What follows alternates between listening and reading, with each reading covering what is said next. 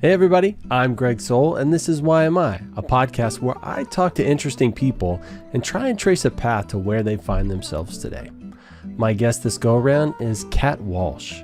Kat is many things. For one, she's an awesome podcast host of not one but two podcasts, an advocate of psychedelics, which is what one of her podcasts kind of sort of circles around, and then also someone who's uncannily articulate about their inner thoughts and workings. And she's not alone. Never alone. Never again. I hope you enjoy this chat with Kat. Kat Walsh, thank you for joining me on the Why Am I podcast. What's up, Greg? Thank you so much for having me. Everything is up. Dude, like everything's coming up Millhouse. I'm feeling good. I'm feeling spry and frisky. So, you and I are, this is where we're meeting. We are at your brother-in-law's house. He's making his margaritas from scratch. We know it's going to take a minute, so we're just, we're shooting shit. We're catching up. We're figuring out who each other are. I'm just talking about me for a minute because you were kind enough to ask me about myself. That's the kind of person you are. Of course. And so we talk. Now it's your turn to reciprocate. Like, Kat Walsh, who are you? Who am I? Who are you, dude? It's a loaded question. All right. On the surface, I would say I'm the creator and host of a psychedelic podcast called Trip on This. I have a second podcast that I recently started that's kind of an experimental solo podcast called Life with Kat Walsh, which essentially is a sister podcast to Trip on This, because the journey of creating Trip on This has been so inherently tied to what I would call my spiritual awakening, to my sense of self, to what I want to do in the world, to who I am, and the scariness of going for something, as you would know, right? Like starting a podcast and being an entrepreneur and putting yourself out there and all of the inner dialogue that happens. And so my second podcast really talks about that for other people that might want to follow a soul passion, live their life differently, and kind of go into the unknown. And so they feel that they're not alone. That's heavy. I like that. That's a lot really quick. So that's my personality, by the way, in a nutshell. People be like, who are you? I was like, well, let me give you an existential answer about exactly how I'm doing, because that is kind of my vibe, though. I'm not a big small talker, to be honest. That's what I say. Very quickly when I meet people, I get right into the honest truth, because then it gives permission for other people to show up that way as well. Oh my gosh. Are we related somehow? Are you a sister from a different mister? My goodness. Yeah, I like big talk. So I say I don't like do the small talk thing. I like big talk. And it's so funny, it can be kind of polarizing for people. All of a sudden you go deep, you start asking them things about themselves. It's not for everybody. It's everybody's cup of tea. Kind of it can be kind of weird but you know what? I found the people that do respond, those are my people. Really quick. Totally. So, it's like win fast, lose fast sort of thing. And I dig it. Yeah. And I think, what helps with that too is just leading by example. Right. And I think anytime you ask a kind of a prodding question to someone, depending on where they're at and what that's triggering, we don't know. Right. But when we open ourselves up immediately, or not even immediately, whenever we feel comfortable to start to kind of peel back the layers and allow other people to see us, is when there might be a curiosity. I think some people never get there, but they'll start to look at you a little more curiously. They'll lean forward when you're talking, because they're gonna be like, well, this is different. For what it's worth, it's not what I'm used to. And that usually makes people sit up and pay attention. And then what they end up doing, whether it gives them permission to say, oh yeah, me too. I feel like I'm having a tough time, or I'm feeling really good. And here's why. But when we kind of are willing to be the ones that do it first, then we can ask those questions, I think, a little easier once that initial armor comes down. Yeah. I've definitely noticed there's this unspoken social contract that if I give something of myself, there's this expectation that are allowed to reciprocate, or maybe even are encouraged to reciprocate. Not necessarily that you have to, right? But Yeah. just to give in kind, I guess, is what I've seen. And I think that probably actually works to my advantage. Like, I just now think about it in the moment, that probably, like, me as like cisgender male, if I show vulnerability first, I think that's probably more powerful statement than, like somebody who would present female, right? Because Yeah. I agree. like socially, females are supposed to be more open and in touch with their feelings and stuff like that. So I don't know. agree. I think it would be a nice like breath of fresh air, especially for like men that might be listening, to lead with like a more vulnerable statement, or like just like check in, be like, is what I'm saying like really true for how I'm feeling in the moment? Just even just like coming back from a sense of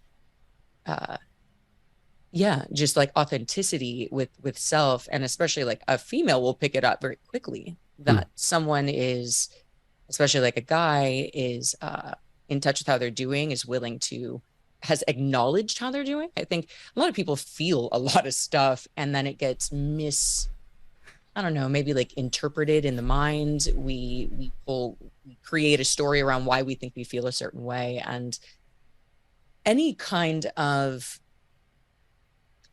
what's the word that I want to look for? Any kind of like self-awareness, if you can show a level of self-awareness and are able to articulate where you're at, that to me shows somebody I can build a partnership with. You know what I mean? Because we all need to be self-aware people in this world and to understand how we're doing, because if we don't understand how we're doing, this is when we lash out at people. This is when people get caught up in their triggers and yell at people, or get snippy for no reason. And it's from an unprocessed time in their life. And so the more self-aware I think that we can all get around how we're doing, the better this world's going to be. Yeah. I gravitate towards people who do that. And I found, and let me know if this is your, because, it's like, we all live in the US here, but I mean, we're different countries. Dude, I'm in Texas, you're in California. Yeah. We might as well be on opposite ends of the planet sometimes, like the way people act, think, and, generally treat each other in our areas, respective areas, whatever. But I've noticed people that are like more self-aware, that are kind of examining themselves, tend to be more open to other people's perspectives and have the capacity to change their opinion. Like, I can talk to somebody about something and I will come from an approach or an angle that they have never even thought about, and they will actually change their opinion on things, and it's very, very rare though, because the ego mind feels that it's under attack.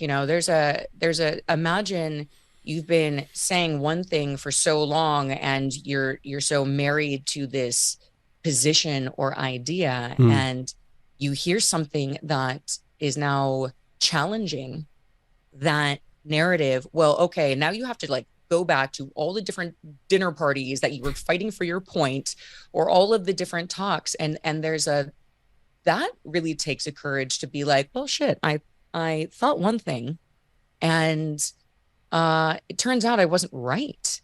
Whoa, you don't hear it. You barely hear that in politics. You barely hear that in most people's lives, because the admittance that we could be potentially like wrong, or that we didn't look at it, fully, or that we could change our position, is so, that feels like a death to people. And so they will fight forever for their point, instead of being wrong. It doesn't even matter what it's like. It's about being right or wrong. And my mom always says to me, like, do you want to be right or happy? And I was like, that's a good question, Mom. Sometimes both, to be honest. Sometimes I really just want to like stake my flag and be like, no. And other times I'm like, no, you're right. Like, can I listen? Can I hear? And can somebody else have a different opinion than me and not be personally challenged by it? That's the thing that I always think is so interesting. And on a bigger level, I feel like I'm pretty objective and I can really allow other people to have their opinions and really understand where both, sides might be looking at an issue. However, and so I thought I was doing pretty well with that.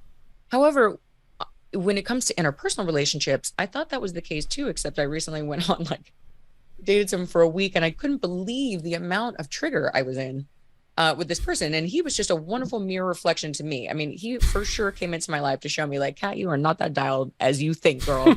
You can definitely get triggered by people. And the thing that really, because some of our values were different, and I had to really ask myself the question, you know, can he have this opinion? Can he hold this fundamentally different opinion than you? And can that still be okay? It's not a personal attack on you, although it feels, right? Like when we're in the moment, when we're talking to a partner and we're talking to a friend, it feels like a personal attack. This is how we think and this and that. And people get pissed at each other and don't talk to each other. And it's actually not even a personal issue. And so I'm really in the process myself, coming back to self-awareness, of really allowing for when I get triggered in the moment around, a difference of how I view the world. Can I allow that? Can I allow them without taking it personally? Can I just be like, cool, like I feel this way and you feel that way, and like, awesome. Do you want to get a chocolate sundae after this? Like, no big deal, but it's challenging for us. Yeah. It's super tough. You know what I found that's like been really helpful for me in those scenarios is I'm part of like this autism awareness group and stuff like that, like at work, kind of doing some stuff with that and helping out here or there and doing things. And one of the things I learned from those folks, like the neurodivergents, is they said don't assume malice, but they said also don't assume positive intent. Don't assume anything. They said approach with curiosity. So if like somebody, and that's what I've like, like that thing where you hear somebody say something, you're like, it like sticks in your brain. Yeah. I've taken to, instead of assuming positive intent and then moving on and trying to, because it's always going to be in the back of my head. It's always going to be rolling around. I just start asking questions about it, like, and try and be neutral, right? Not, dispassionate, not like I guess. grilling them. Yes. Be like, it's like, why do you think this way or that way on that subject, And so that's helped me so much, because a lot of times if I can figure out, the series of events that led to them, believing that way, it like helps me understand. It's like something drove them, something specific brought them to this. And usually like if it's, a hot button issue with me or whatever happens to be, they have like something very definitive in their mind that happened. At least it can help me understand that a little better. I think that's like a great way of doing it. And I think it's just coming from that place of curiosity and a true place of curiosity, not like what we're saying, like really then like, why do you feel this way? Tell me, but like a real, because I do think, outside of some outliers, I really think that most people, whatever their position, have the best intent. So from based on their experience and perception and world, how they grew up and what their experiences were. And so, at its core, like, I think most people just want to do their best. And the people that are fighting so passionately for their side, it's because they're coming from what they think is a good place, but they, that there's an inherent goodness that they feel. And unfortunately, we turn what we think is like an inherent goodness into then an attack of the other. And then it just kind of cancels itself out, as opposed to just holding the core belief of like, whatever your position is on this is right for me. And this is why, and coming from that place of feeling like it's because it feels good and right. And, I always said, like, the truth is, like, I could probably go to any state, and I always say, like, because I assume the best with people, and I know it's not you, what you just said is like basically going in neutrally, and for sure, I would say I wouldn't say that I go in with like rose-colored glasses. However, I always do have like, I trust you until you prove otherwise. It's not, I don't trust you until you don't. And what I found with that approach in life is, one, because I'm not afraid of who I'm talking. I expect nice people everywhere I go. Yeah. I expect to talk to kind people, whether I went to a blue state, a red state, whether I talk in any, as long as we're not bringing up like some hot button, really triggering issues. I can be friends with anyone. Do I want to choose to be friends with anyone? Like, probably not. Like, I probably, who I decide to kick it with is different, but can I have a nice moment with people? For sure. And I expect to, no matter where I go, and I think because there's a level of seeing the good in most people, that it brings the good out of people. When you're holding an energy of suspicion, the ego mind is so tricky. It's going to confirm it to you that there's a suspicious world to be suspicious of everything. And, if you think you're going to see assholes all the time, guess what? You are. And I have an interesting example of this. I was at a music festival with a friend of mine. We have a different mindset around things. And I'm very much, definitely more of that, like, glass half full. And she just sees, I guess, more of the underbelly of things, right? Like, a little bit more. Neither of us are right. We're very close. I made this comment around the people. I was like, there are so many hot people here. I can't believe all of the attractive people I'm seeing here. Like, this is incredible. Her perception, she goes, what? Oh my God, there's so many people out of shape and just completely, it was as if we were at a completely different place. And because what I was, I guess, where I was drawing towards was just the beauty that I was experiencing. I felt beauty inside. I was having fun. And what I gravitated towards was smiling, happy faces and and all of this physical beauty. And I didn't even notice that there wasn't it didn't even cross my mind that there wasn't, just, and maybe it was from an aura sense, and then just to hear someone who's at the same place to me, seeing it completely differently than I am. I was like, oh, that's a very interesting moment. And neither of us are wrong. She might be right. It's where I'm at. I'm not picking out people who I find, in this case, unattractive, right? So yeah, I don't know at that point really. No. I totally vibe with that. I generally think people are by nature good, and I'm very much a silver linings person. So anything that happens, there's always something I can learn, something I can grow from, right? There's always positive things that I can, and I generally, in the autistic group, they say, don't assume positive intent. I do it all the time. And it's worked well for me, and it helps me stay happier and healthier. I think from their perspective, a lot of the neurodivergent people don't necessarily have that strong empathy engine inside of them, right? Yeah. So they can't run this scenario through what somebody else would be seeing. They can't really look through other people's eyes as much, which is why it's probably healthier for them to assume neutrality and 100%. And go from there. But if I've got a pretty, I haven't always had a lot of empathy, but or feelings, I guess in general. But now that I'm turning those on and activating those parts of my brain, it is sometimes overwhelming for me. When I turn it on, it can be too much, and so I have to Totally. The fire hose. I just can't handle that, so I have to dial it back. And I still learn to find that balance. And luckily for me, this podcast has been this outlet for me to be completely open and feel everything and learn to get that balance. Totally. And it's finding the tools to, when we do open ourselves up and have the courage to feel really how we're feeling and to hear the inner voice, right? Whether you want to call that intuition or whatever, right? It takes a lot of courage, because oftentimes that little voice tells us things that we know we need to do that we don't want to do. And that's a different thing, right? But to me, there's no other way of living. And I think also the word that you're looking for too is, come back to with the neurodivergent folks there. I think there is a level of, I guess, intuition around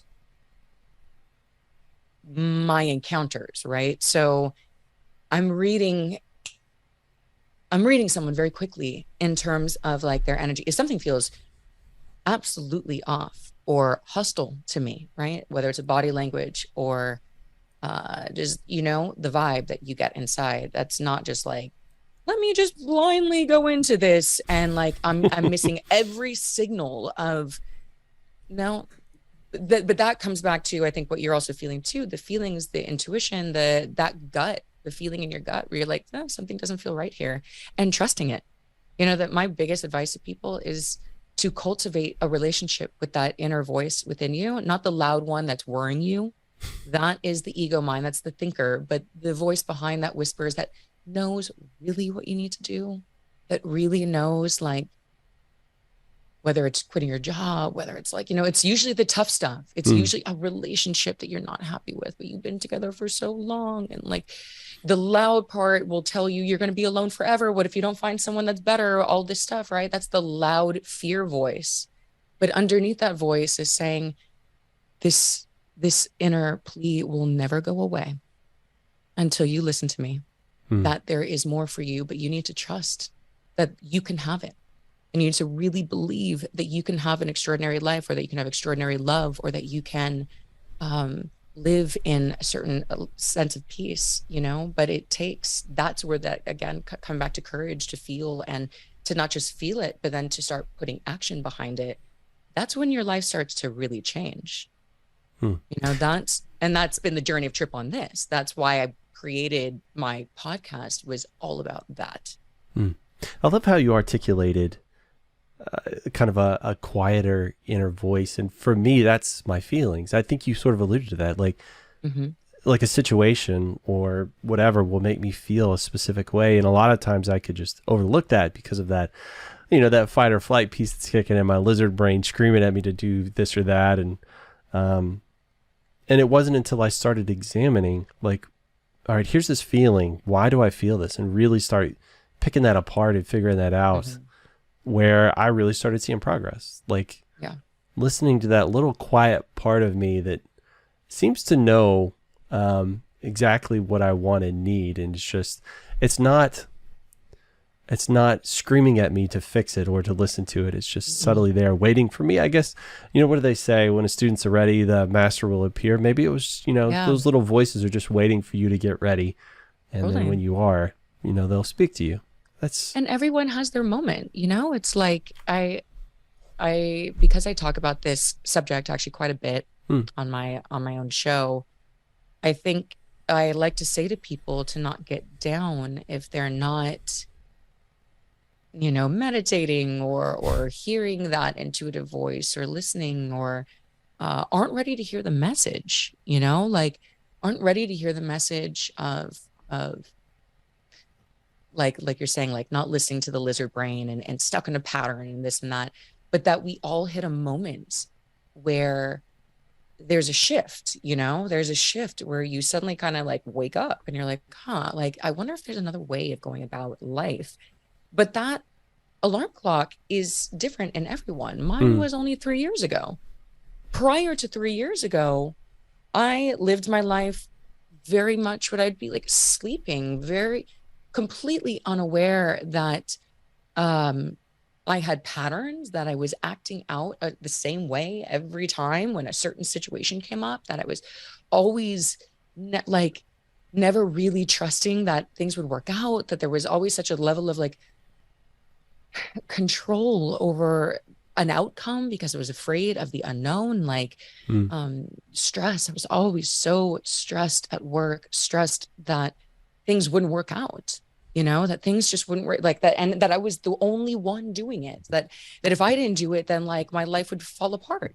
Right. And, it wasn't until I had a very like deep mystical awakening, actually, that I began to, the only way I could say is like begin to receive messages from what I perceived as something outside of myself. That's how it first was. Like I describe it as like having like two funnels now of information. I had my thoughts that were like listening to another funnel of information that was communicating to me what I would call like a higher truth and a higher, all I can say was like the first confirmation that I was like, oh, we're actually not alone. Oh, you mean there's so much more to this universe than we can see, than we can touch with our senses, that when you close your eyes and you get still, that there's this there's this all,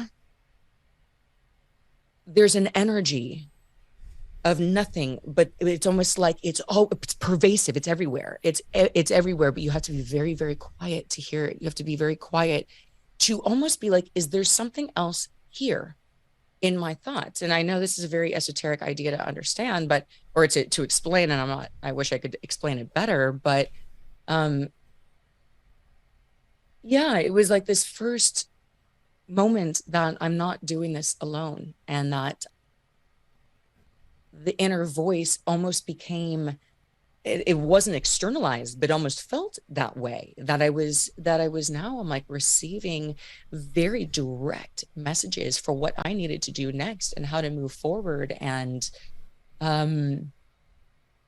channeling and like really tapping into that. And then it set me on a journey. Once you have an experience like that, which can never really be known until it's experienced, right? Like you can never, it's only, everybody's going to run this, listening to this, everyone's going to run it through the mind and be like, okay, I'm trying to get it. But until you have a direct experience, and I feel like everybody will at some point in their life, and it will manifest in different ways, you'll never really know. But for me, the knowing that, oh, I'm not doing this all by myself. And that when I actually can trust the flow of energy, and that when like there's signs and synchronicities that seem to be pointing me in a direction to listen, that I'm being communicated to move in a direction, that when something feels off in my body, if I'm about to send an email and I'm getting this like, something is stopping me, to fucking listen to it. Listen to that part of you. That is the part that is your ace in the hole. You will always know, you'll feel, there's a difference between feeling the fear of like, uh-oh, I'm really going for something. It's a different kind of fear than something feels wrong. Something feels off.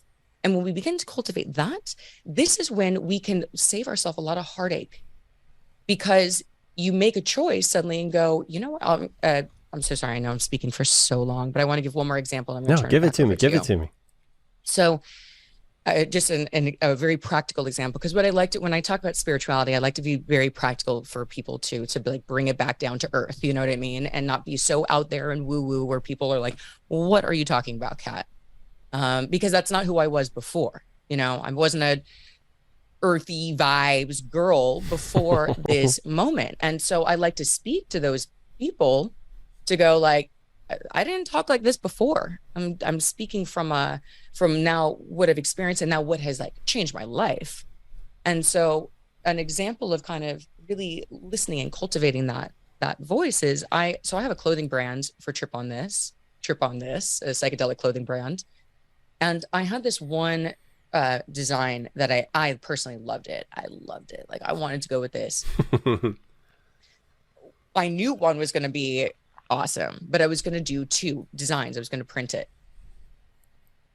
However, with the one design that I loved, I thought it was so good. The first time I tried to get it printed, it looked awful. Like the technique they used, I was like, this isn't it. Oh my God, this is definitely not it. I had to like pull what I was going to do, this like this whole thing from like another company and go to another one, try it again. Second time, even worse. And I was like, okay. And then finally I was like, all right, I'm going to go to one more vendor here. And then I'm just going to need to like take a moment. Well, I'm 0 for 3 now with this design. And I really believed in it. Like I really wanted it to happen. But I was like, Kat, you are hitting roadblock after roadblock after roadblock on this design. And finances right now are tough for you. Therefore, investing a lot of money in this design that seems to not work. You think it's just not working. How do you not know that something is trying to protect you, that this design ain't it, girl? Not right now. Not right now. And I ended up stopping and going all in on the other one and sold that out immediately. And when I had previewed finally the old design again, the demand for it was like not nearly as good as what I thought I wanted. So I was like, well, shit, I basically would have been holding probably a ton. I would have invested money into creating all of these designs that I thought like that I in my small self thought, yeah, I want to do this. But something on a higher level was like getting redirected. I could have plowed through anyway. I could have done it. And what I could have probably been facing was a major loss. But thankfully I was like, okay, let me listen. Let me just, all right, I'm going to go with it. And I'm going to trust that like somehow I'm understanding the redirect. I'm understanding it. And I immediately sold out of the other design because I'd gone all in. And thankfully I did, because I was able to earn that much more because I had more to sell. So that's just one of the many examples that have that basically anytime that there's what we'd call like a disappointment or something not working, the real belief that like, oh, okay, because it wasn't supposed to happen because something better is coming. Got it. No problem. I don't have to. You can have a moment to feel your disappointment, and then the quicker you can get back to being like, got it, cool. The vision is set. Like, I understand that I'm getting redirected, and the more you can ditch the I can never catch a break vibe, the quicker you catch your break. I totally get it. I have so many questions for you. I know. I'm so sorry. That was like the longest, most ridiculous like rant. Because it is a treasure trove of interesting things. Like you just sparked my imagination so much on some of these things. So I'm going to start right at the very last thing that you talked about is you were saying something on a higher level kind of knew better. And I was curious, do you feel like that thing on a higher level is something inside of you that you knew it all along? Or I didn't know if it was like the universe, kind of like a fate. I think the universe is in us. So the universe, God, source, right? You can call it any word you want. For me, it's quite literally everything in existence, including ourselves, and us being also the creator, that we are in a co-creation with a mega life force that none of us can really fully comprehend and understand, except that you hear the power of manifestation, the power of the secret. If you think about it, everything is a thought. Everything, us talking to each other, somebody thought of an idea to create Zoom. Somebody thought of anything that you see, right? Anything that we've ever built in life started as a thought. It started in the mind, started as an idea. Now, where does an idea come from? Well, that is the big question. You could say it's the brain, but like, we don't know that. That's not a scientifically proven thing. It just, something just like drops in. Now, do I think we've got the idea is going to drop into a framework in which our brain can understand, but there's so much power available to us. And I'm noticing more and more, the more that I tap into that power through meditation, through understanding that I am literally in charge, that everything is possible, and it comes from me creating it and realizing that I am part of all of this.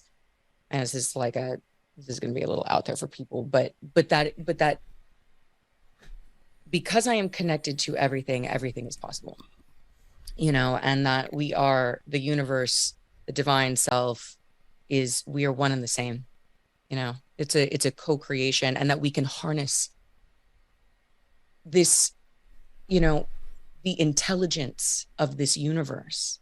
There is a massive intelligence of nature, of the cosmos, of I just recently found this out. The human body has, the biologists I'm probably going to say this wrong, but basically that every cell has the same genes, the same sequence, basically the same genetic sequence, right? So an eye cell and a heart cell under a microscope are the same.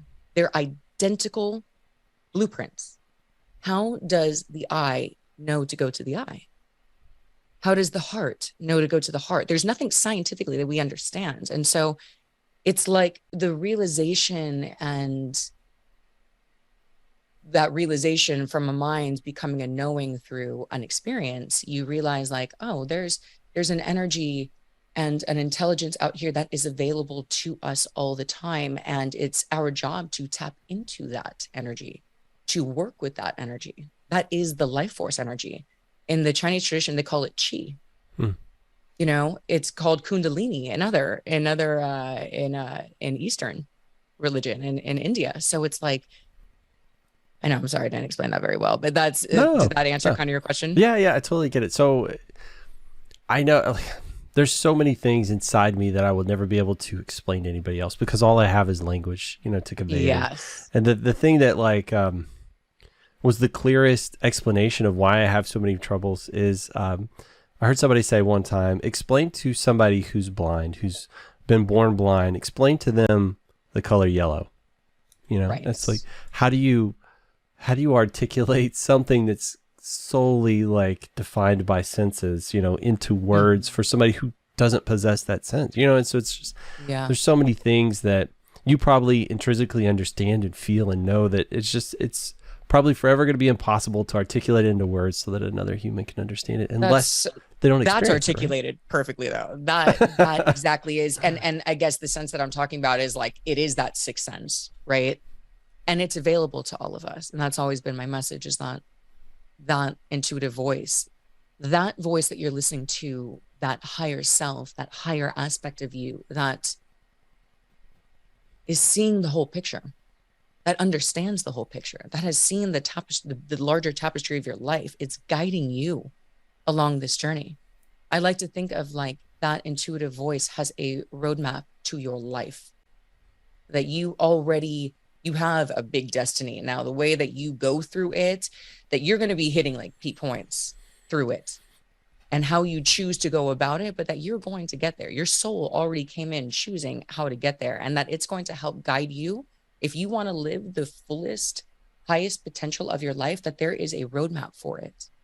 You want to live the mediocre version? Fine. There's a roadmap for that too. You want to live the one where you're just going to like be pissed at everybody else because your life didn't turn out the way you want? Fine. There's a path for that too. And there's still a higher part of you that's still going to want the best of you. That's not judging you for whatever choice or path you ended up taking, but it's always going to encourage you to the higher choice. It's always going to encourage you to take the higher path, right? And it's like in every moment we have a choice, even the small things. There's always a choice in how we feel in a direction. And it's like, are we choosing an expanded state? Is it coming from a place of love or fear? There's always an energy, and the higher aspect of us is always going to be asking us to take that higher road, to take that more integrous road, to take the road that it knows that you're going to want to feel. We don't have to listen, because the fear mind, which is not the higher self, the mind, that lizard part of our brain, wants to, quote, keep us safe because it can't understand where it's going. It just thinks that there's, we're still programmed to think that there's saber-toothed tigers jumping around every corner. Yeah. So we're afraid all the time. But that is that higher part of ourself that says, I know what's best for you, but you got to trust me. And it's you, us, the individual, and it's really cool. And again, that's cultivating that relationship with the trust and listening. And when you get the message, to then follow it. Because the more you follow intuition or your gut feeling, the more opens. It's like a test. It's not going to give you any more than you can handle. But you have to start to walk differently. You got to do something different for a different outcome. So if you've always been listening, if you've always been overriding the inner voice, and you want your life to change, next time you're faced with, I get a feeling I should do this thing. Oh no, I shouldn't, blah, blah, blah. Well, try something new. Try it. What's the worst that can happen? So what? It doesn't work. So what? You might lose this or whatever, or it works. And then something else opens. But it only gives you the vision for 3 steps in front of you. I always think of the soul gives you have a light in the dark, and it illuminates 3 feet around you, and it shows you the first 3 steps that you need to take.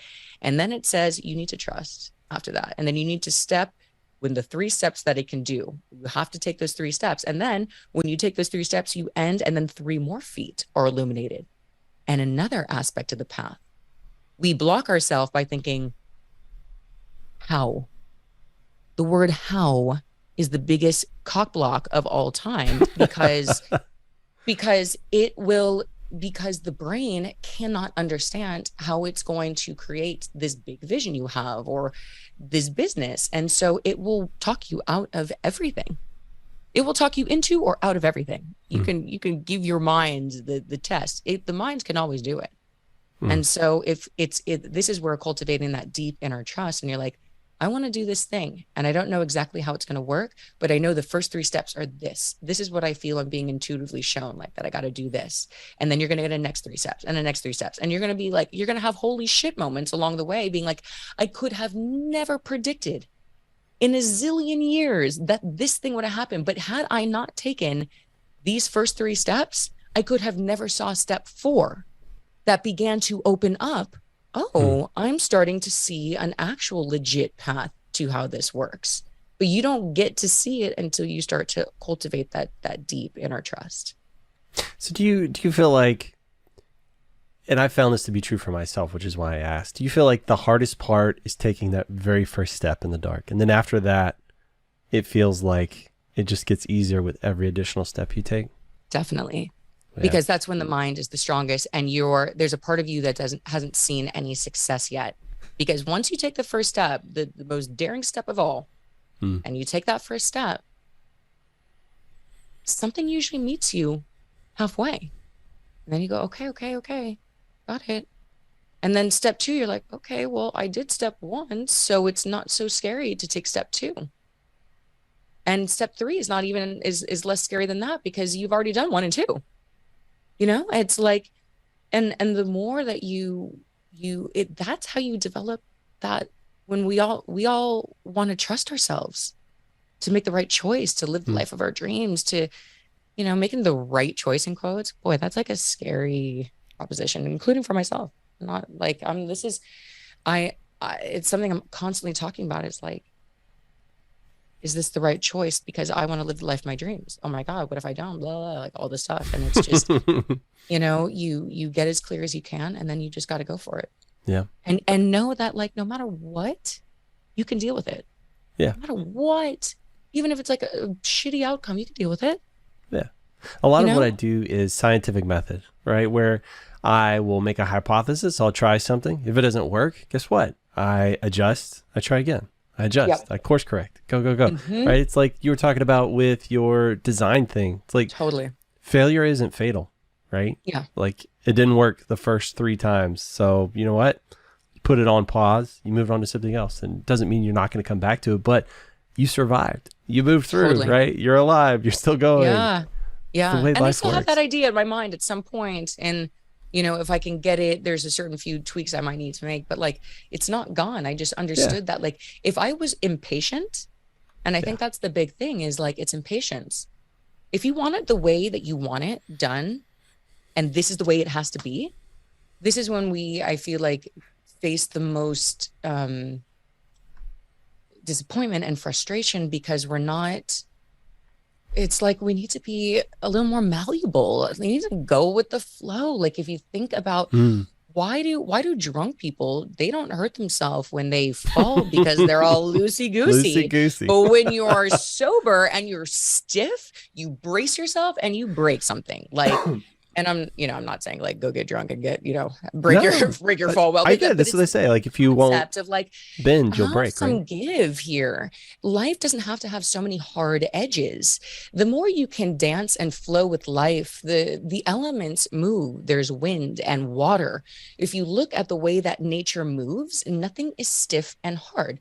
Even rocks will begin to get shaped and formed by the flow of things. Doesn't mean you can't have a steady foundation, but everything is affecting itself. And the more that you can just go, all right, I'm getting redirected. Bummer. I really liked that idea. Okay, no problem. I believe that there's going to be a better idea right around the corner. 9 times out of 10, there is. Yeah, absolutely, man. Like, everything's negotiable. That's what I like 100%, to say. 100%, yeah. You know what I mean? Like, anything that seems hard and fast, it's not. It's malleable. It's flexible. You just got to figure out the right way of looking at it, the right way of approaching it. Or maybe you need some help. Get somebody else to help you with something. There's always a way. There's always a way. So something you were saying earlier, which was really curious to me, and I just like kind of stood out to me is that you said for a while I can't 100% remember the way you articulated it, but you said doing this alone. I feel like I'm not doing this alone anymore. So to me, that indicates you felt pretty lonely for a time there, and that something happened, and now all of a sudden I feel, it almost sounded like you said, I'm connected to everything. So if I'm connected to everything, how can I ever truly be alone? Is that, I was wondering if you could maybe touch on that a little bit. Yeah, totally. So I remember I have a lot of friends in my life, and I would still go through these bouts of loneliness, you know, and I would always say, and it was a lot of times it was around like a divine partnership. This is like way back into when I was in my teens, and I would always feel like I was missing someone, like really deeply, like that I was in love with someone that I just couldn't find them again in this life. And my whole life, I felt like I was like kind of looking outside, trying to find the person that I was longing for. And it wasn't until my ayahuasca journey did I realize that the person that I knew so well, the person I was longing for, was myself. And so that, and I didn't quite know what that meant, but what that did is it set me on this really deep self-love journey. And that took time of you know, realizing what that meant, you know, being gentle with myself, not being so hard on myself. Like you know, I'd always say I'm like a perfectionist, but that is just a fear of failure, you know, and a fear of not being rejected and it not being good enough, you know. And it's deeply, that's a, you know, perfection is a real crutch to creativity. And because it's just based in fear. And that I was always looking just outside of myself for everything that I needed. Everything I needed, I felt, was outside myself until this journey. And this is when my inner journey began. And that, you know, going within and being in silence and listening to myself and asking myself, what do I need? How do I be happy? You know, like I remember always like calling my mom before this point and just calling them, and they live in the valley, so they weren't far, but I would just be like, I feel really lonely. I just feel so lonely right now. And she'd be like, come over, honey. And then I would, and, you know, I feel very grateful that I had parents that could hug me. Not a lot of people don't have that. And so I didn't know how to help myself for so long. Like, I just didn't know, when that loneliness sunk in, I didn't know what to do. And nobody had ever told me what to do. And being on dating apps felt even lonelier because it wasn't, I never realized, I didn't know that it wasn't filling the thing that I needed, which was realizing that I had everything, that I was the love I was looking for, that I had everything. I was the mother to myself and the father to myself and the lover to myself, that I have all of it within me, and everything I could possibly need or imagine to live a peaceful, loving, fulfilled life is within. It's not to say that I can't have to, from the knowing that I have everything, then getting to share in the joy of relationships and friendships and fun. That's when you don't drain people because you don't need them. It's because you want them by you. Right. You want them. You are bringing all of your energy to them. And when they're in a good place, they're bringing all that energy to you. And then you guys are just creating, boom, a third energy. You're not siphoning energy from each other. You are creating more energy together. And that's why when you are in a good state and you are like, I know I'm okay alone, when you can really get okay by yourself, you become pretty unstoppable in this world, because no matter what happens, that you know you've got this deep, your roots are so planted in this sense of self, in this love that is only felt when you decide to go within, when you decide to choose yourself, when you decide to get really uncomfortable with all of the shadowy things about yourself that you don't like, and the good things, and all of it, and really start to know yourself, know thyself to such a degree, and love and accept all of it. You don't have to change any of it. It's just literally knowing, like, okay, there's this part of me that's just, whatever, and like almost laughing about it and inviting it all to the table. And so that started that way. And then what ended up happening was, and then on the next level,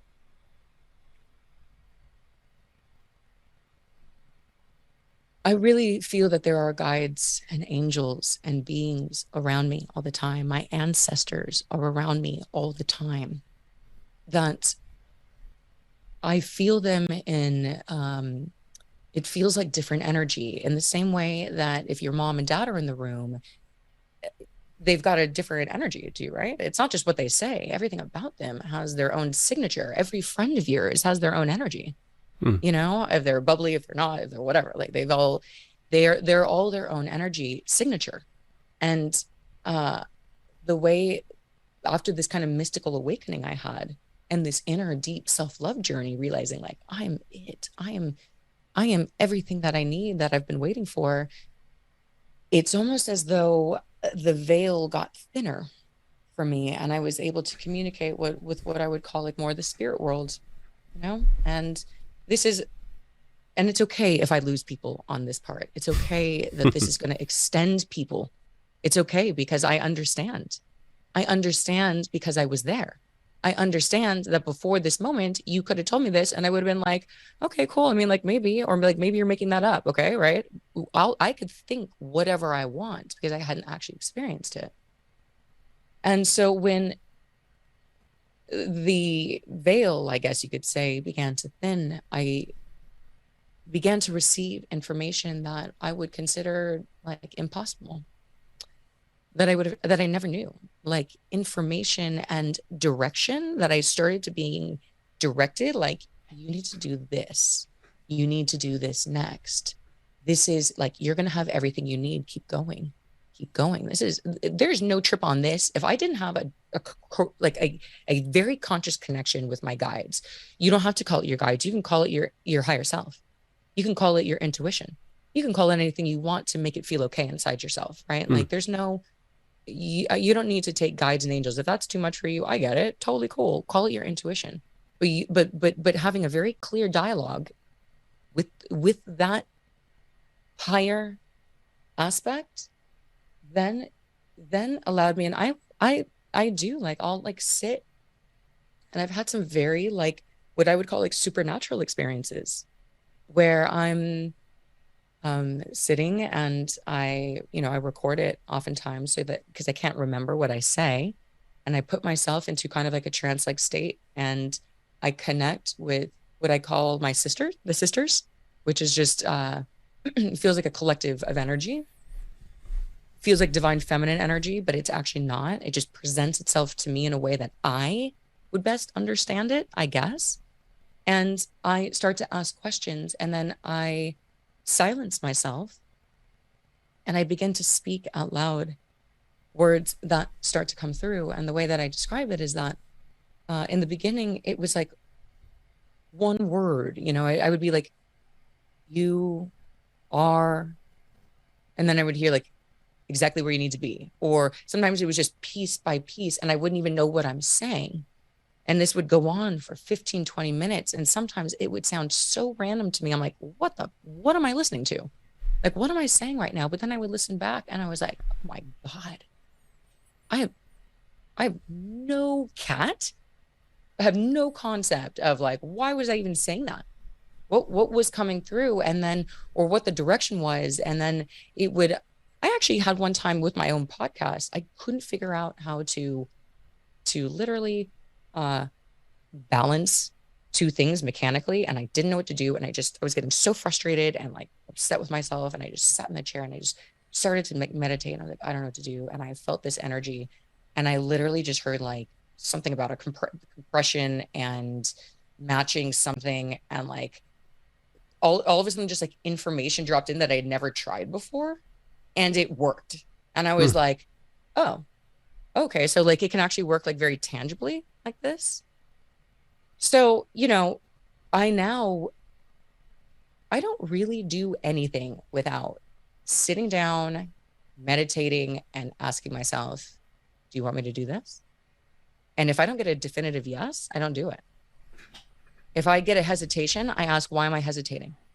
And then I will start to the truth. So whether it's the deeper part of ourself or a higher evolutionary aspect of me, which I feel my guides are all part of me, right? We're all one. So whether it's a higher aspect of me, I'm being guided, or this deeper part of myself, I can start tuning into the highest truth for myself and how to move. And so I'm not just like willy-nilly doing anything anymore. And that has been a true game changer in my life and has opened up doors and a level of trust that I never knew possible. There's no way of living once you've done it this way, because it not only does it like enrich in the soul, like it actually works on the outside. The proof is in the pudding for me. And so I'm like, oh, the not checking in with myself is a detriment to what I want to do, period. And so I'm like very, more extreme with that, and people don't need to be. It could be just certain quick things, but like before I write any email, I'll be like, sometimes I'll channel the text and be like, what should I say here? And I'll just listen to a higher aspect of myself, or I'll read it. I'll kind of do a draft and I'm like, do we like this? And like, I'll kind of get a sense of like, it's not quite there. You're like, whatever. And like, I will work with this higher aspect of myself before a send ever happens. Does that answer your question? Yeah, absolutely, dude. Okay. And more. Very long and way of more. saying it, but it was such a layered question that it wasn't just like I'm tapping into guides. Like it was deeper than that. It was absolutely. First, cultivation with self. Yeah, take me on the journey, man. Something you said in there is like, I don't know if people will believe this, or people will think it's real. Like for me, I've learned with everybody I ever talk to, if something is real to them and it works for them, that's all I need to know. Totally. Like if it's real to you and that functions for you, it doesn't matter. Something I've believed for a really long time is that your deity of choice didn't put you here to be miserable, right? It's like they put you here to thrive and be happy, and whatever method that takes, whatever messengers come to you to help you get along that journey, man, I'm on board. You know what I mean? Like everybody's got a different path. Something you said in there. The truth is, it's like nobody truly knows. I mean, the amount of just incredible stories around like near-death experiences and past life regression and past kids coming back and like and recall details of lifetimes that there is no possible way that they could know languages. Do you know that? People can literally be put into a past life regression and be speaking like Aramaic. And they don't know Aramaic, but they're tapping into something that we can't understand yet. But like, what's the scientific explanation for someone who knows a language that has never been exposed to it? What?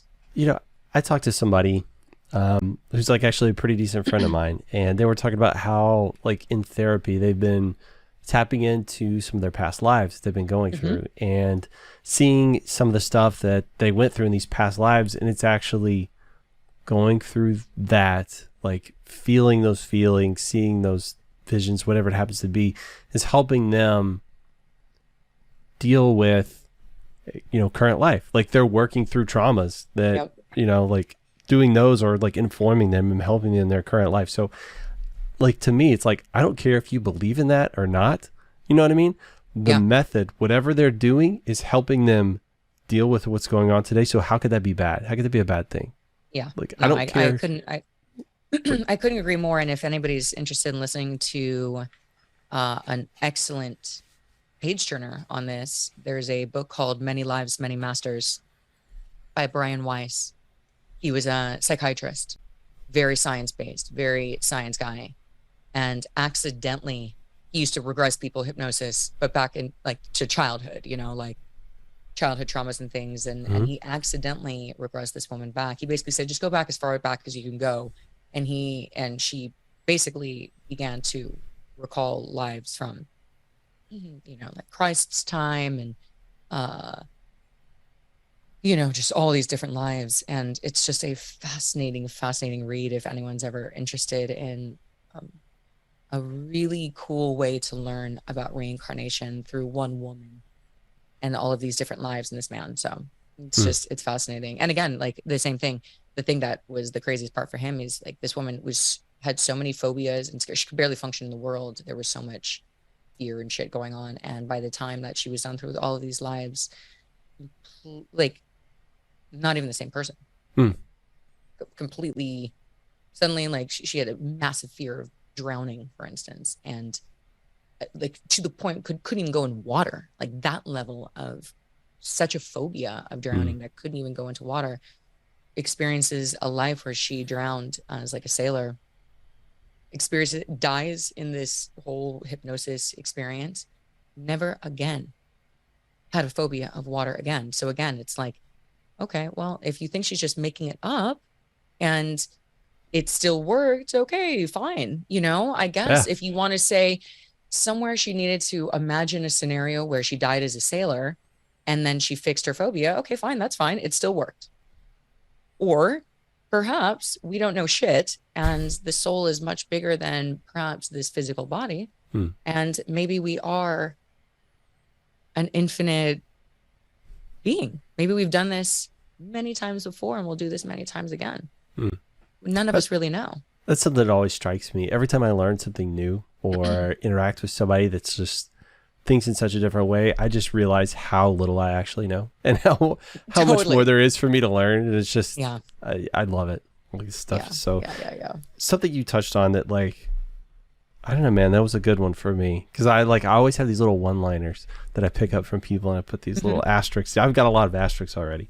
But one of them is you said, that like when you were talking about having people in your life, you said, I got to the point where I realized I don't need them, I want them. And I was like, oh man, that's like so powerful that like I don't, because that's true. Because everybody's got them, these people in their lives that are just takers. They take and take and take, and when you're done, you just feel empty. And the idea that you don't need these people, like you're not filling some hole in yourself anymore, just like trying to pour them into it, that now you're actually filling them at the same time. You could reciprocally, fill each other's cups. Like such a, I'm just a very visual person. It's like such a beautiful visualization. I love the way you put that. That was so. Thank you so much.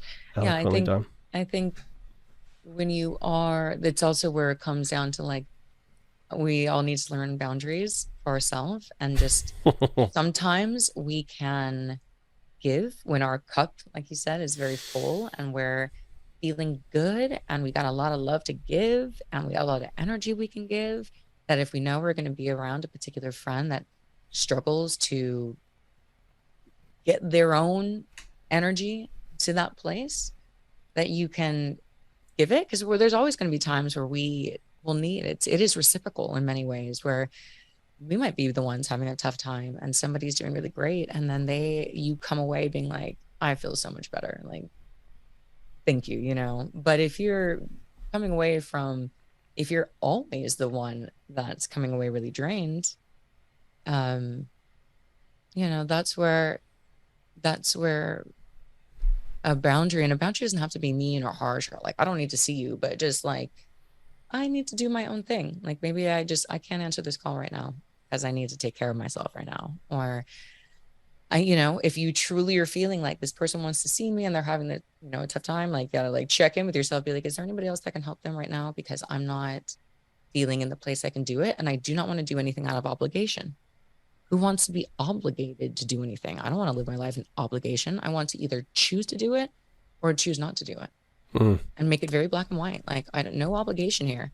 So I have to, if there's something I know I need to do, but I'm feeling obligated, okay, well, it's up to me now to go within and how can I flip that narrative to wanting to be there for my friends right now, or wanting to do that. But if you're like, God, I have to go and they're going to just complain and this and that, you need then both parties need to like check themselves, because you're not doing anybody any favors either by not authentically being there and kind of just being like, okay, I'm the dumping person, like just lay it on me.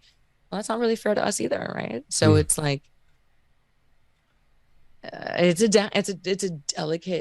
delicate dance, but it's everybody feels nice. You could feel it with men and women. You could feel it with your friends. Mm-hmm. When there's a needy energy, when there's not, right? And there's a natural repellent to something that's too needy. You know, it's not that you don't want to feel, I don't mean like in a love where you guys are just seeing each other. When you both are so solid, you can be like, but again, it's not even like, it's not oh, I need you. If my life would be over without you. But it's like, no, I choose to be here every day. I want to be here every day. That's very different vibe. It's a very empowering vibe. Yeah, absolutely. Those are the best relationships, when you both are just like, I want to be here because like you make my day pretty effing fantastic. Yeah, you know, like awesome. So yeah, I totally get it. And the word you hit there is one of my more recent epiphanies. Obligation is that I don't feel obligated to anybody other than my partner and my children. Like other than that, so for the longest time, I think most of us feel this way too. We have this obligation to family, and it sounds like you had a very healthy family situation, which I mean is awesome. I love that for you and anybody that has it.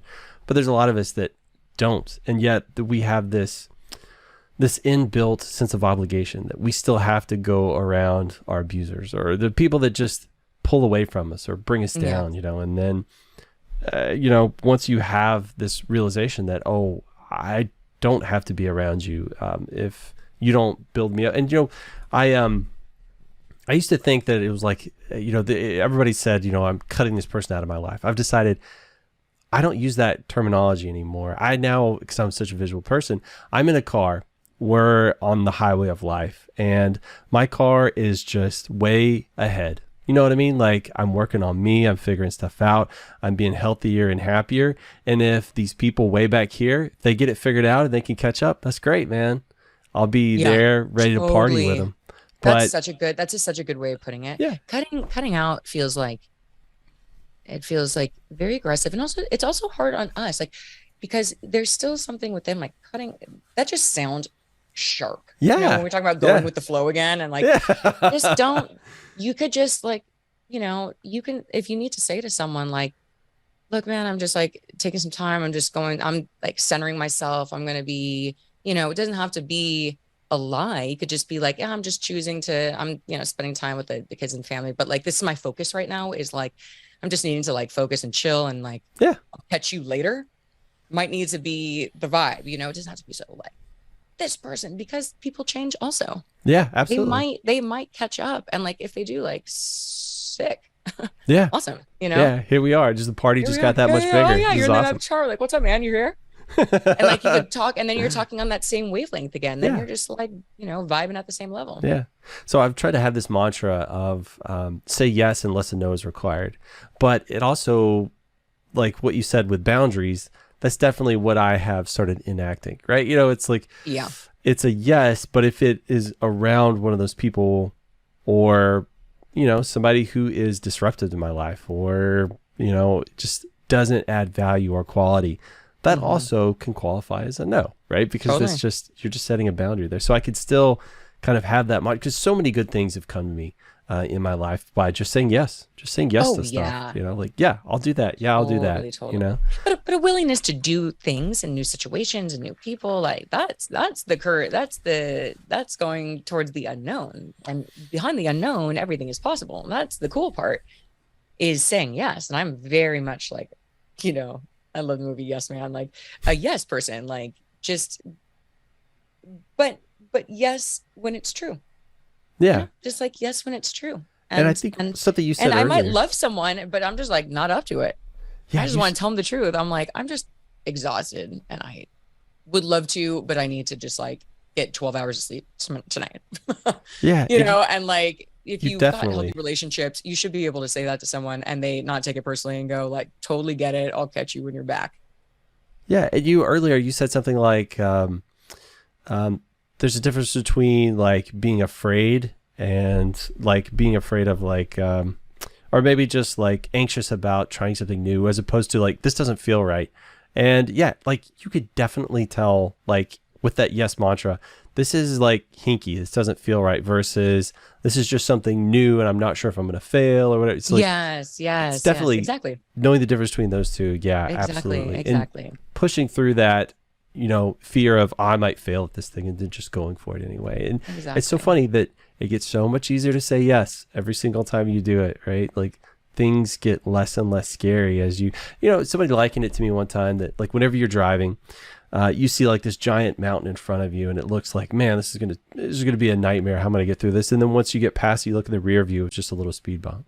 You know, that Right, everything totally. is so scary when Oh my it's God, if you coming think ahead of about you. all the times that like something in the moment was like all consuming and you're like, then you check in with yourself, like, what even was it?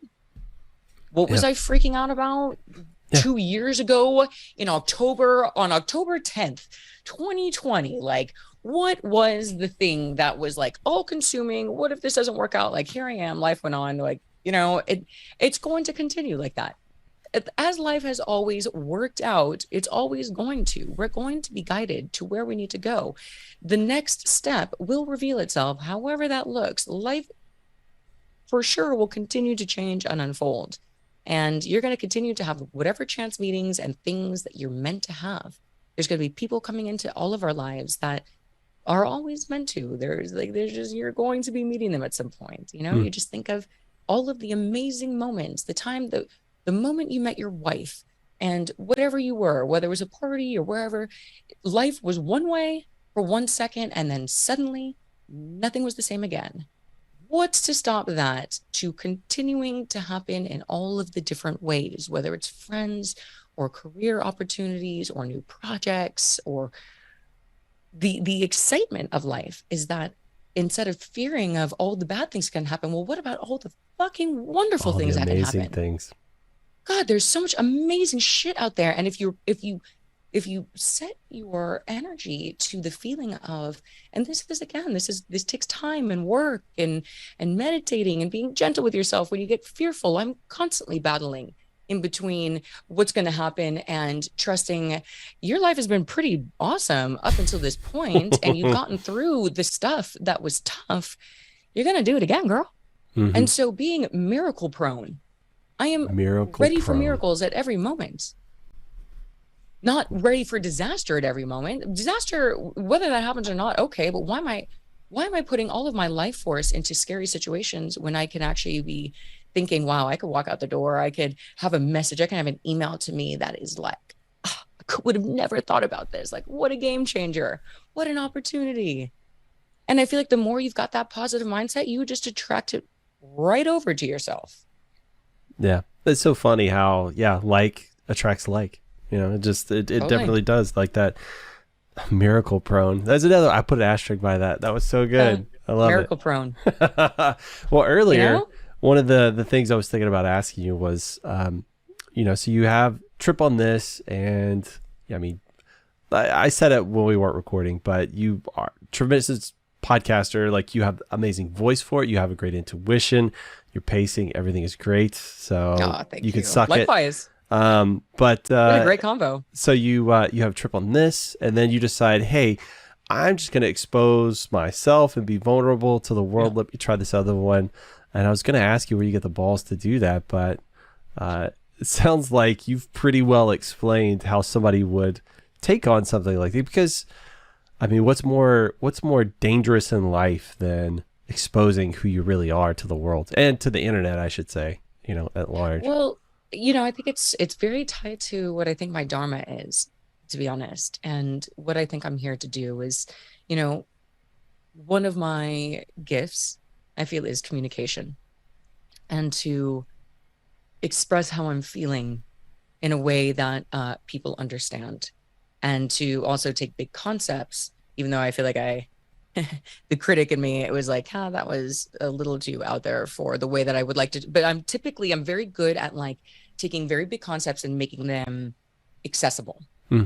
And as I have gone through a miraculous inner journey, and I'm so at the beginning of it still, I'm so well at the beginning of it, I always knew when I created Trip on This, that part of my vision for it was that one day I wanted to be public speaking and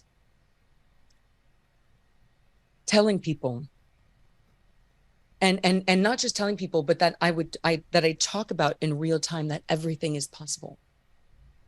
Really talking about this, that when we trust in this intuitive voice, when we trust that we're not being led astray, when we have the courage to really go for something that feels like that the scary thing in quotes, but that is like calling you, it's pulling you, but the minds can talk you out of it. But that when you go towards the direction of the unknown and you're guided through it, that you can create anything, that anything is possible. I was just a girl that no one knew. I had barely any money in the bank. I've never podcasted or hosted in my life. I don't know a lot about psychedelics. All I knew is that they changed everything that I thought about myself. I would have never believed that I could do something like that. I would have never believed that I would go all in on believing in myself, on betting on myself. I put all of my energy, all of my money into giving it a shot, going all in, because I really believed that I could do it, really believed it. And I wanted to talk about all of the fear, and that didn't come overnight, and that I still go through pockets. If I'm not seeing something happen quick enough, I'm not seeing something, like, what am I going to do? Is it, what if it doesn't work? Like all of this stuff. And to express in real time when you're shifting and changing and choosing your life to be different, to live in the world differently, that it can be scary and tough and vulnerable. And that I didn't want to be a Tony Robbins in the future, being like, he can talk you through, not that I want to be Tony Robbins, but like how, as somebody who's inspirational, who can say, like, look what I've built. Look at, you can do it too. I love his message though, is that I'm not special here. Let me show you how I did it. Let me show you how it can happen.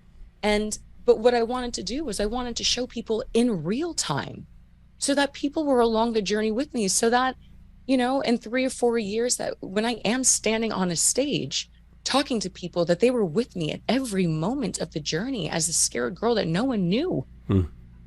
And that people were with me, and that it took perseverance and the willingness to let go. There was times I thought the podcast was going to end. My guides told me, like, this is the end of the road, Kat. And I had to let go of that. I thought it was devastating. I didn't know what was next for me. And then once I had let that go, a bigger vision emerged for it. And now I have some amazing opportunities that have just quite literally dropped in my lap about potentially how to expand it.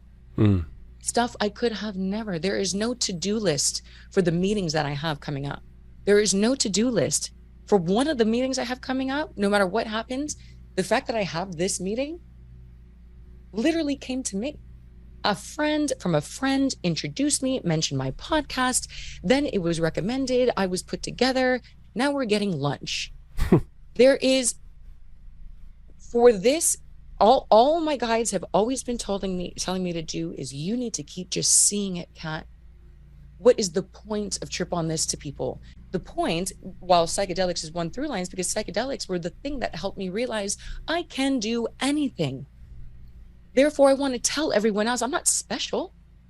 We all have such infinite potential. But it's up to us. It's up to us. And it's okay. There's no shame if you don't want to take it, but you have to know you got it.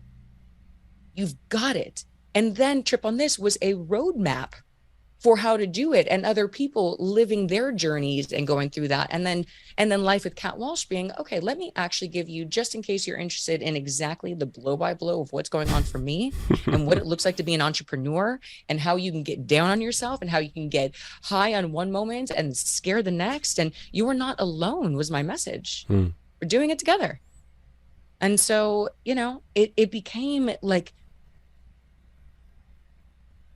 it took away the fear of, like, what are people going to think? Because I'm like, I just know that it just felt so deep that I'm like, I just know that I need to do this, because I'm able to do this, because I can do this, because I'm uniquely equipped with knowing how to get vulnerable and speak about it in a way that hopefully is relatable.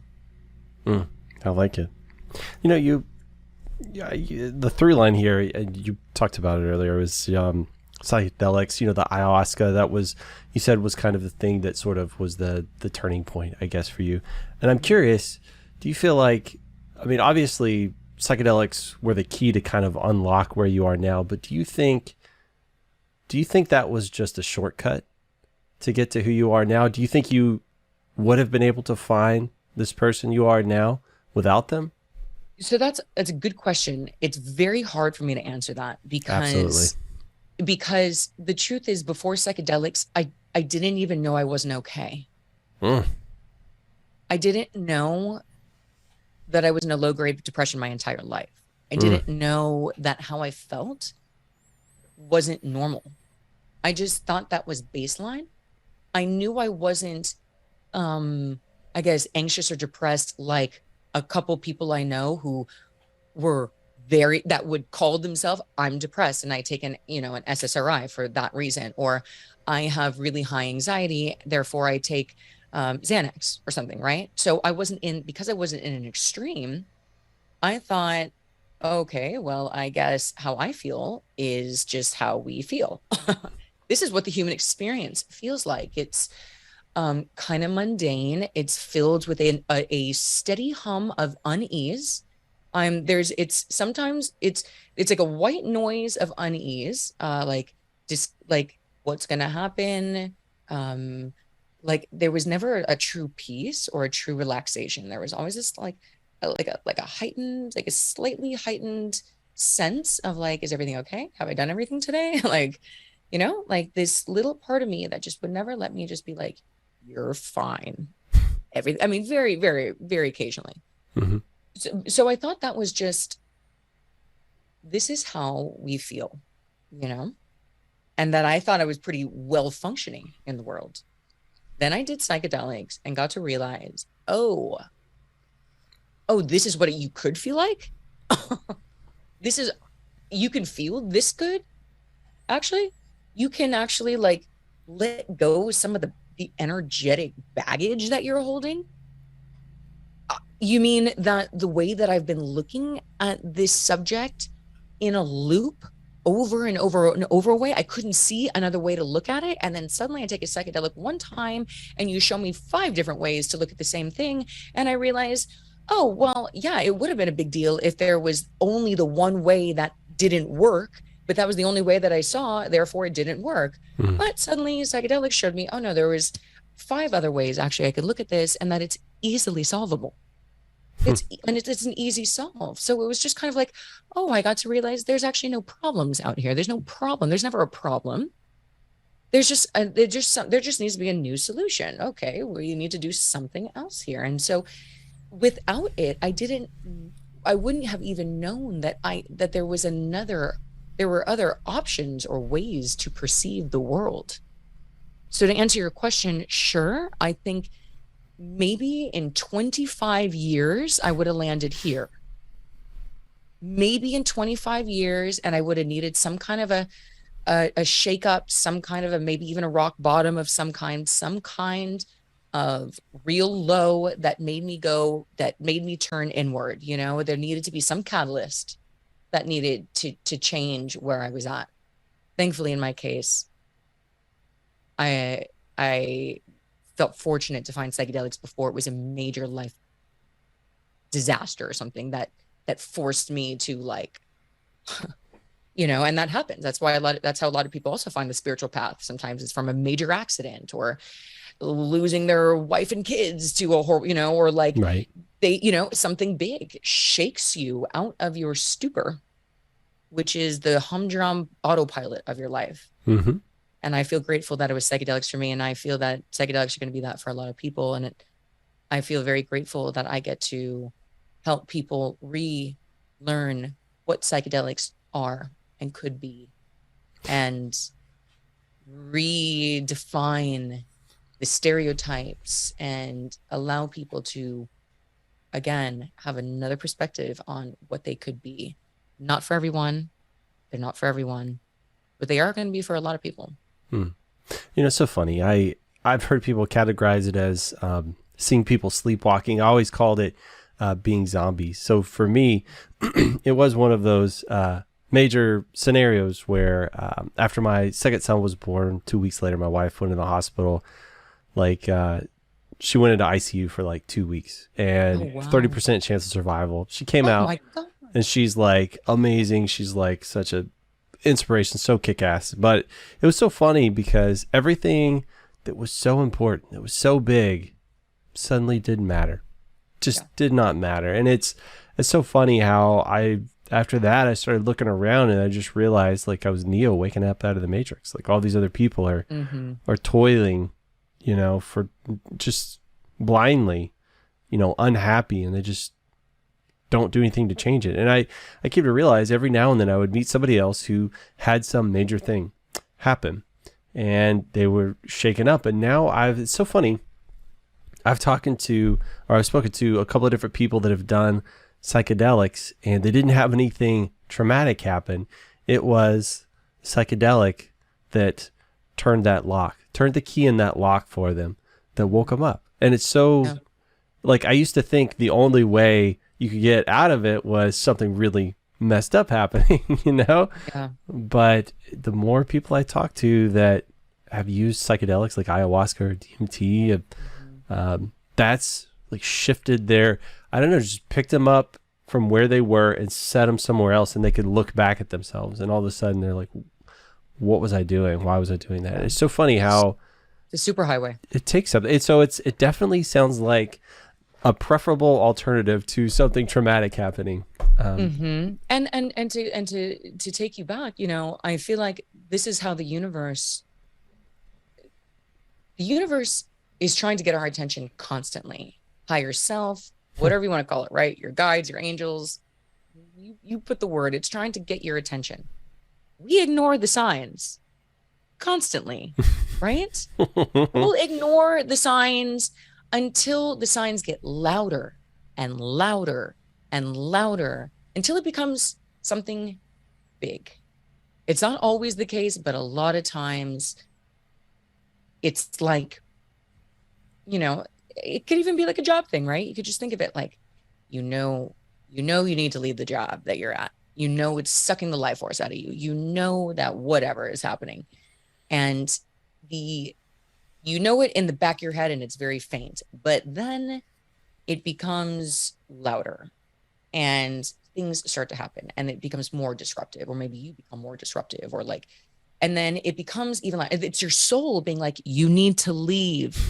You need to leave.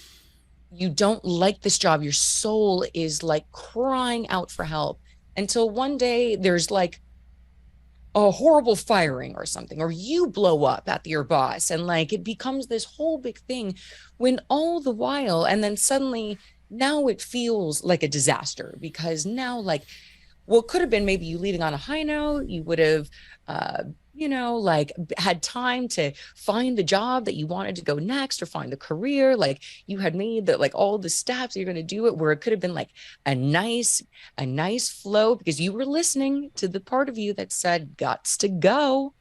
And so when you gots to go, you start to go like, all right, what's the plan now? All right. So you don't have to know it all the way. Be like, all right, I got it. I'm ready to go. I won't fight the feeling.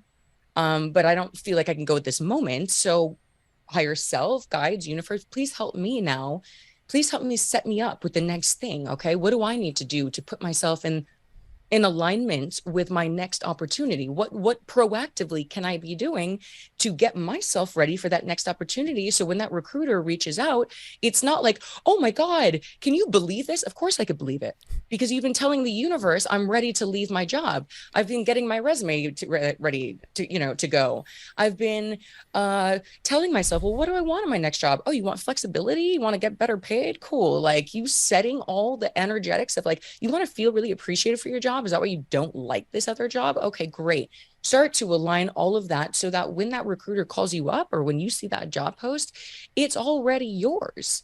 Instead, we can just go, no, fight the feeling. Let me just be miserable. And then the universe yourself then goes, fine, we're going to get you fired. And we're doing this for you because you hate this job. You hate the job. So we're going to get you fired now. I'm sorry it had to be this aggressive. Had you listened the first year, we gave you a whole year of telling you, get out of this job. But finally you got fired, and sorry, we're doing it for you. And so that's where, to me, it comes back where it doesn't, where when you start to actually listen to that intuition, that things don't have to be so jagged. They can be smoother because you're paying attention. You're aware. There is awareness in your life. You're not autopiloting around. And when you've got awareness in your life, things are going to start to change. I think it sounds like you read my biography. Or it's like, all right, testify. Where's my soapbox? I was on board, man. I was in the pews waving my hands, man. I resemble that remark a lot. So yeah, I totally get it. And we're coming up close to the end of time, but I know I read this book on anger one time, and I'm not an angry person, so much so that I've suppressed it to where I really don't even that's not an emotion that even appears for me anymore. But I was reading in there, it was talking about how anger is actually natural, healthy, and good in these ways. Yeah. And it said, anger is your body telling you something's not right. You don't like something, right? Something, needs to change here. And not only that, but it's giving you the energy you need to change the situation. Now, how you deal with that is entirely up to you. And so, like what you're talking about, like the job thing here, like for me, it was fear of change, right? Like, this is the devil I know. I may be unhappy here, but it's the one I know. And so it's like, am I going to be able to find this? Am I going to be able to do that? It feels all overwhelming. So I just wish that change, like that fear of change, also came with energy, right? That you could rechannel. But I think you have to find that yourself. You have to learn to embrace it and love it. And it sounds like you found definitely a life hack to get somebody there where change not only isn't scary, but it's welcome. It took me a long time to find that place. And now I actively seek it out because it is so exciting. And it has become so much fun for me to, be in an environment where I can change. Because when I'm uncomfortable and I'm changing, that means I'm growing. And, that's where I want to be. I want to always be there. So thanks for making me feel so uncomfortable, Kat. I'm so sorry. I'm so sorry. But it was good, right? That's it's terrific. No, right here at the end, I want to ask you, is there, because obviously this is out on the internet, for people that are listening, is there anything you want to promote? How would you have people kind of connect with you or interact with you out on the internet? Yeah, totally. So yeah, like I was mentioning, I've got 2 podcasts, Trip on This Pod. That's my bigger podcast. About psychedelics. I've been on a hiatus, but there's like 58 episodes there that you can tootle around with, all very different vibe. Life with Kat Walsh is still that's my newer one. I only have like 12 episodes. They're more bite-size, around the journey. And I'm on socials, Trip on This Pod, on Instagram and Facebook and TikTok. And, I forgot the other one, Trip on This _pod on Twitter, which I'm not as active on anyway. And then my website, tripOnThisPodcast.com. You can check out, myself and the stories. And is there anything else? Your merch. You can always reach out to me on the website. You can always hit me up with a message on social media. Sometimes the messages take me a while to get to at times. So, but I do eventually get to them. So. Yeah. And the merch, you want to promote the merch? Is that on Trip on This? Yes. Okay. So it's not quite out yet, but I don't know when this is going to come out, but my newest line is launching September 2022. And it's so cute. I'm going to have, one's like super kind of like psychedelic vibes, like couple hoodies, couple crop tops, and tank tops. Right now we're still in the summertime for guys, so and 2 hats, so it's gonna be cool. Trip on This, all like psychedelic inspired clothing, and yeah, it helps support me and support my vision and the fun way of being like, I think differently. I dig it. Well, I was, when people are open and honest, I like to thank them for that. But you came out of the gate completely wide open. So It feels like that's not something abnormal for you. So I definitely thank you for just being you and saying yes to coming onto this. I really appreciate it. And I have learned a lot and grown a lot. So let me click stop. Thank you so much for having me, Greg. I really appreciate it. It was fun talking to you. Yeah, absolutely. I can't wait to watch this.